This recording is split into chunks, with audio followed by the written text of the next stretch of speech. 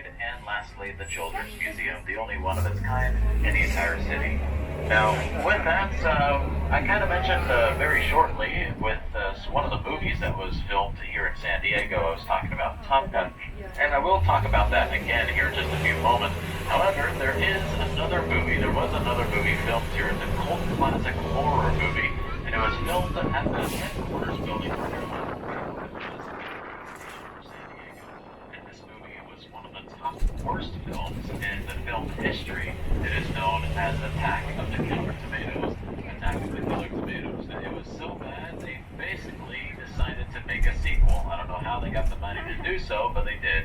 And the sequel was not only worse, but it was also the first movie ever in the history for George Clooney's career. That was his first ever film to star in. Now, speaking of Top Gun, as we were talking about before, on your left-hand side, you're going to see the Kansas City Barbecue. Now, the Kansas City Barbecue is also a filming spot for the movie Top Gun. Now, in the movie, you might recognize the sleazy bar scenes with Maverick and Goose, and that was the location of those sleazy bar scenes. Now, it is still today a sleazy bar scene, so they've kept it movie magic original. However, on the interior, you might also remember it as the scene for the big piano, the piano scene where they had the song Great Balls of Fire being played.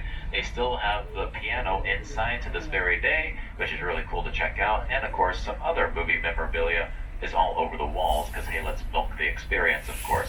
So if you want to go inside, check out the headquarters, or the Kansas City Barbecue. That itself is a really neat area just to kind of walk in and see all of the Top Gun memorabilia. You don't even have to go in for the food, just go in, just see all the memorabilia. It's pretty neat. So definitely check it out on your vacation if you get the chance to. And I'll go ahead and just play a little snippet of that song just to bring back the memories. Let's see here. You shake my nerves and you rattle my brain. Too much love got the man slain. You broke my wheels.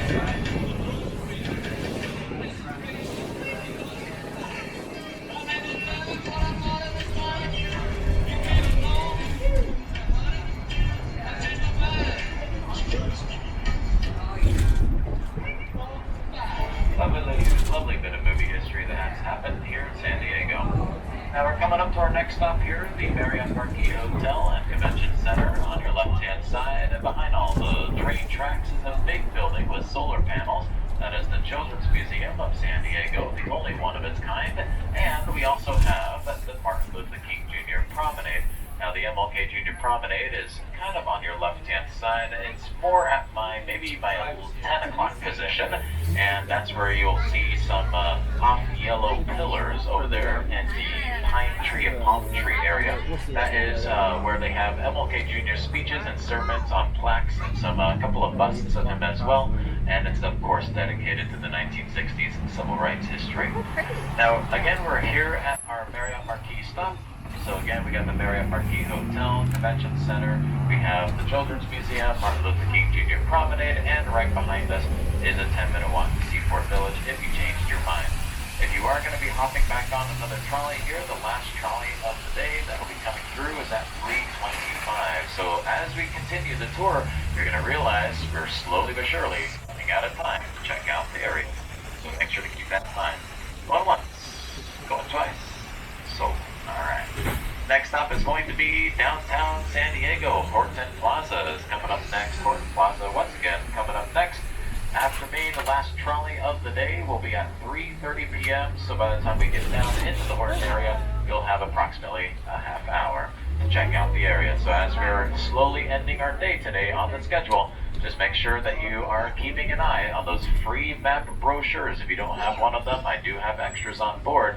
At the last page, that free map brochure will tell you the schedule of the day. So again, that will look like the thing that I'm holding up at the moment. It says Free Map San Diego.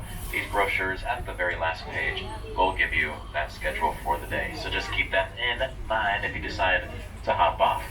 Now, other than that, downtown San Diego's story is kind of a confusing one for many San Diegans, mostly because it involves the fact that we used to have two cities of San Diego at one time in history competing against each other. Who is going to be the official city of San Diego on the maps of California? Well, the original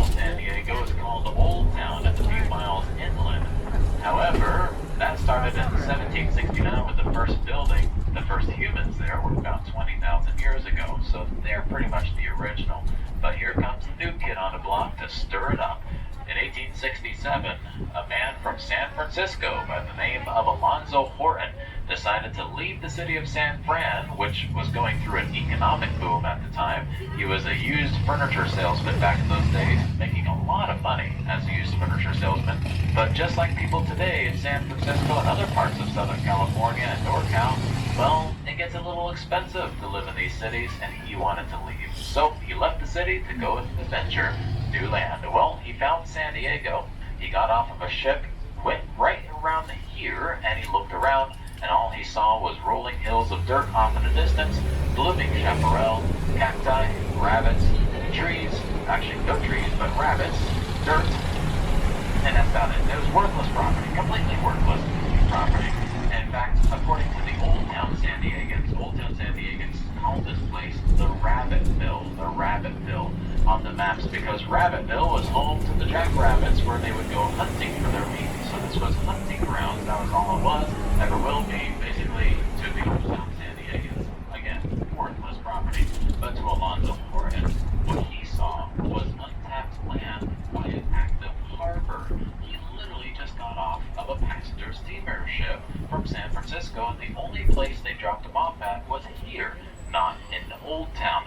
So he kind of had an idea. What if I buy the harbor property, build some businesses, everyone that comes to San Diego, they would not be going to Old Town, they would be going right here. It's a city by the bay. So that's exactly what he wanted to do. Well, he went to Old Town to go and purchase this property. They looked at him weird at first, and they laughed at him, saying he was insane for doing it. But they sold him 800 acres. 800 acres of Rabbitville waterfront property, San Diego on the harbor. And he got all 800 acres for a total cost of $265. $265 for all 800 acres, about 33 cents an acre. The same amount of land in San Francisco at the exact same time would have cost nearly $500,000. That's the difference between the economic booms. Well, he got a steal, and he also got the last laugh. In less than 10 years' time, he became the owner of Newtown, San Diego, and the wealthiest man in Southern California. But he may have cheated. In 1872, Old Town suffered a horrible, horrible fate.